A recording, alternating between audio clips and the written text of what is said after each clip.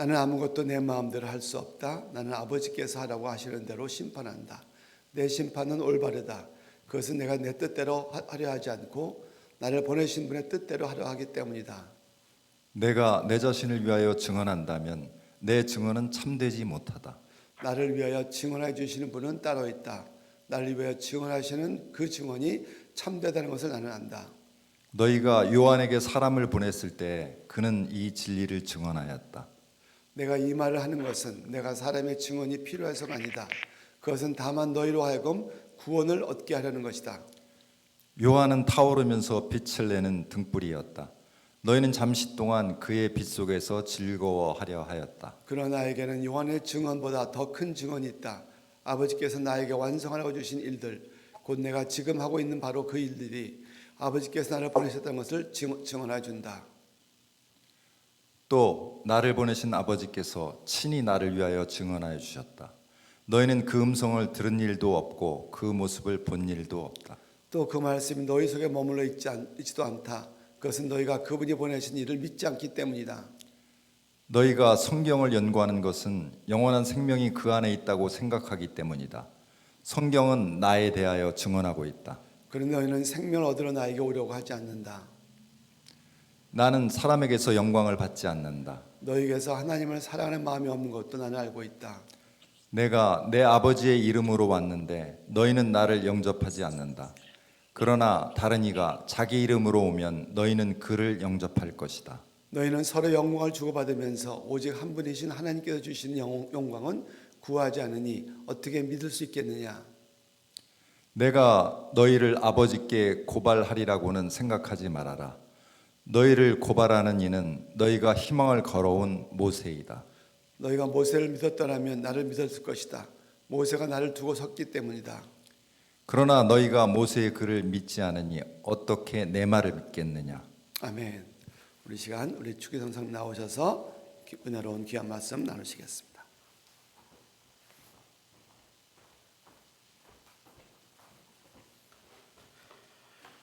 네, 안녕하세요. 우리 스페인어로 새해 첫 만나면 늘 펠리스 아뇨 누에보 이렇게 얘기를 하죠. 근데 그러기에는 벌써 17일이라는 한 해도 이렇게 빨리 지나는 것을 느끼게 됩니다. 그 가운데 이렇게 다니엘 기도로 함께 또 성도님들이 같이 하시는 그것 보면서 또 제 자신과 또 저희 교회들을 생각해 보는 시간이 됐습니다. 저희는 송년 그 주간을 한 주간을 한 해를 마무리하면서 새해를 맞이하는 그런 새벽기도로 저희가 이제 보냈던 그 시간을 가지고 이곳에 오게 됐습니다. 여러분께서 계속 보셨던 이 요한복음의 말씀, 오늘 본문의 말씀, 저도 이렇게 목사님께서 말씀하셔서 또 기회를 주셔서 나누기 위해 또 제 자신에게 보기 위해서 이렇게 말씀을 봤는데, 이 말씀을 보면 아주 여러 번 나오는 단어가 있어요. 아마 다 아시겠지만 나라는, 예수님께서 말씀하시면 나는 이라는 말씀이 굉장히 많이 나옵니다.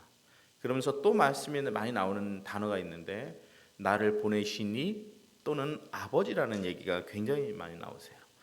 이 말씀을 통해서, 이 본문의 말씀을 통해서 예수님께서는 강조하고 싶으셨던 것이 내가 어떤 일을 하는 거지만 그것이 내 뜻대로 하는 것이 아니고 내가 그렇게 하기를 원치 않는다는 것을 굉장히 많이 강조하시는 것 같습니다. 이 본문에 보면 상당히 많이 예수님께서 집중하시는 것이 있다면 나를 보내신 분에 대한 뜻, 그분이 원하시는 그 일을 하기 위해서 내가 왔노라고 그렇게 말씀하고 계십니다. 예수님께서는 많은 기적을 행하셨죠. 자신을 따르는 많은 사람도 있었습니다. 또 자기 자신에게 집중할 만한 충분한 그러신 것이 있었음에도 불구하고 예수님의 삶의 전체를 보면, 또 오늘 본문의 말씀을 보면 예수님께서는 온전히 자신을 보내신 분의 뜻, 아버지의 그 뜻에 집중했고 그것만을 늘 관심으로 삼았던 것 같습니다. 우리 그리스도인의 삶이 그것이 아닌가 하는 생각이 듭니다. 어떤 이는 또 선교사로, 또 어떤 이는 목사로, 또 어떤 이는 집사와 성도와 형제와 목자 목녀로 섬기지만 우리 모두가 집중해야 되는 것은 우리를 이 땅에 보내신 아버지의 그 뜻에 집중해야 한다고 하는 것입니다. 제가 이제 여기 금요일 날 이게 LA를 왔는데 와서 어떤 선교사님 부부를 이렇게 잠깐 만났어요. 근데 그 선교사님 부부가 저에게 같이 영화를 보러 가자 그래서 제가 같이 영화를 봤습니다. 제목이 해피 뉴 이어였어요. 그냥 그 영화를 딱 보면서 저에게 그냥 오는 느낌은 그냥 행복하다. 그래 맞아. 하나님께서 우리보다 더 행복하게 하기 위해서 우리를 부르셨는데 그냥 그 영화를 보는 그 느낌이 그냥 행복한 그런 마음을 갖게 됐습니다. 하나님께서는 2022년 우리를 보내게 하실 때 우리를 고통스럽게 하기 위해서 우리를 부르신 것 같지 않습니다. 우리를 힘들게 하기 위해서 우리에게 사역을 맡겨주신 것 같지 않습니다. 우리보다 우리를 더 잘 아시는 주님, 우리보다 우리가 더 행복해지기를 원하시는 주님, 우리보다 더 우리가 즐거운 삶을 살기 원하시는 그 주님께서 그럴 수 있는 방법은 바로 무엇이냐? 바로 우리를 보내신 아버지의 그 뜻을 이루는 것이라는 것입니다. 혹시 영화 제로니모라는 영화를 보신 적이 있으신가요? 오사마 빈 라덴을 미국이 끝까지 9.11 테러 이후에 추격해서 그 사람의 그 CIA 요원이 집중해서 그 사람을 사살하기까지의 그 내용이 담겨 있는 그 제로니모라는 영화를 보면 미군들이 이렇게 오사마 빈 라덴을 이제 찾았고 그를 데리러 가기 위해서 아주 신형 헬기를 타고 이렇게 갑니다. 근데 강풍을 잘못 만나서 인근에서 헬기가 추락합니다. 신형이었어요. 굉장히 극비 상황이 담겨 있었습니다. 근데 본부에서 무전을 딱 칩니다. 폭파하고 즉시 나오라. 미션을 받은 사람은 자신의 생각이 중요한 것 같지 않습니다. 자신의 경험이 중요한 것 같지 않습니다. 그냥 하나님이 하라시는 그 일, 하라고 하면 하는 그것이 사명을 받은 자, 보냄을 받은 자의 그 뜻인 것 같습니다. 그 일인 것 같습니다. 오늘 본문에 보면 예수님께서 그것을 너무 많이 보여주고 계세요. 코로나로 벌써 시간이 한참 됐죠. 횟수로는 3년째 되고요. 만 2년이 지난 것 같습니다. 그 어느 때보다도 우리 주변에 참 죽음이 가까이 느껴지는 시간인 것 같아요.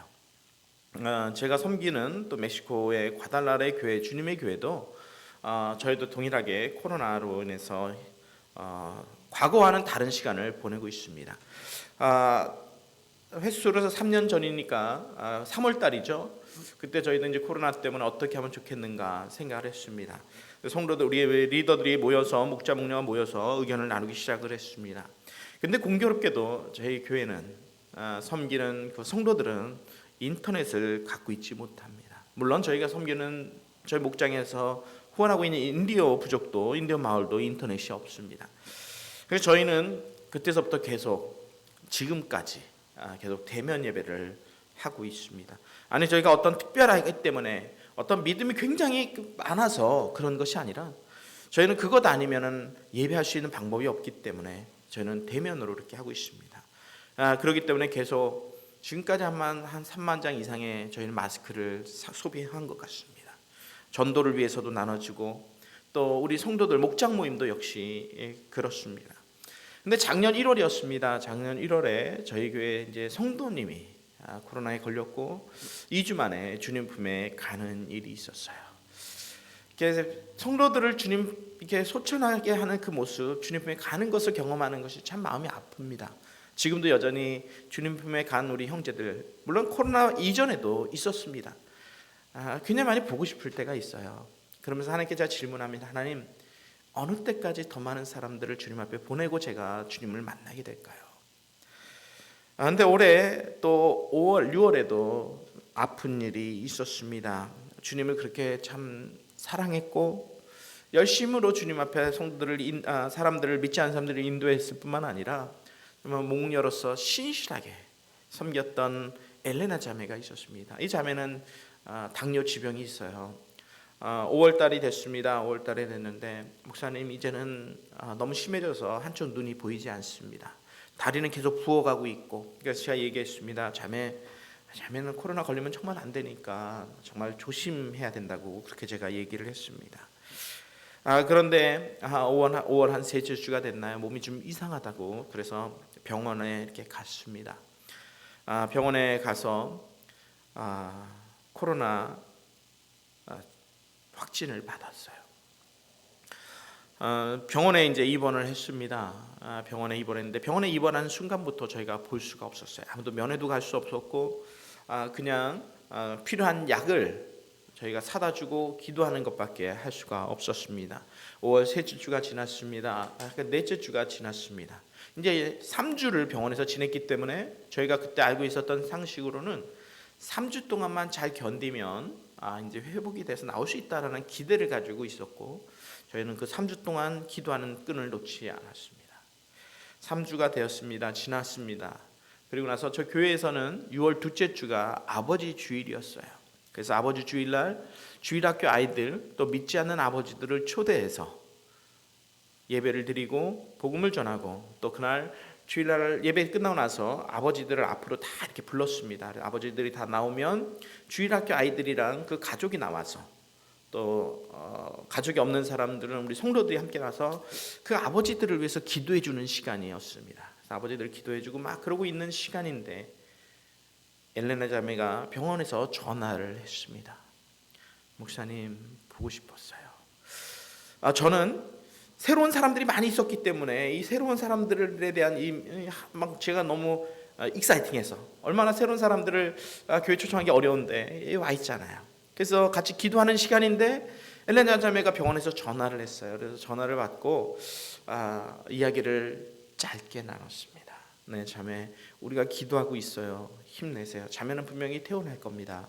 그렇게 이야기를 했는데 자매가 얘기했어요. 목사님 위해서 기도해 주셔서 고마워요. 남편을 위해서 계속 기도해 주면 좋겠어요. 또 저희 목원을 위해서 기도해 주면 좋겠어요.